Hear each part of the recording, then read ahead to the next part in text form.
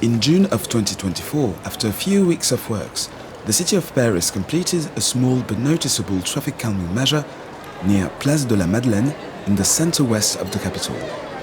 The street joining Concorde Square and Madeleine Square had already been adapted into a Vélorue or bike street or Fietsstraat, limiting but not forbidding car traffic in this direction, however making rat running or shortcuts impossible.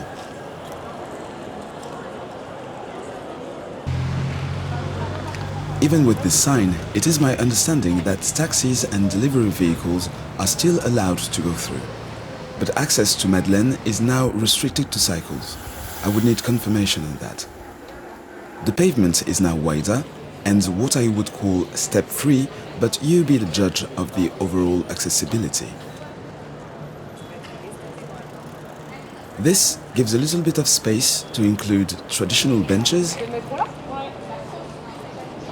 and new bike racks at the feet of this sports retailer and bike workshop, as well as an IKEA. Yeah, that's how we pronounce it in French, and I guess in Swedish too. The area around this metro entrance still feels a bit compact, but it should clear out when these works are completely finished. This intersection should become important in the next few weeks, as this would be the closest metro station to the Concorde Olympic site. This should help with the inevitable foot traffic increase. The next step is a proper connection through Madeleine Square and then onto the rest of the path to Saint-Lazare train station. Hopefully, this path will be even more attractive to cycles as a safe and reliable itinerary.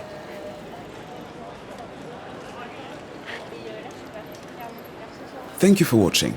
If you liked this video, be sure to give it a thumbs up, and if you want more of this type of content, just subscribe to the channel. You can also check out my brand new Instagram account for short videos and threads where I post very sporadically.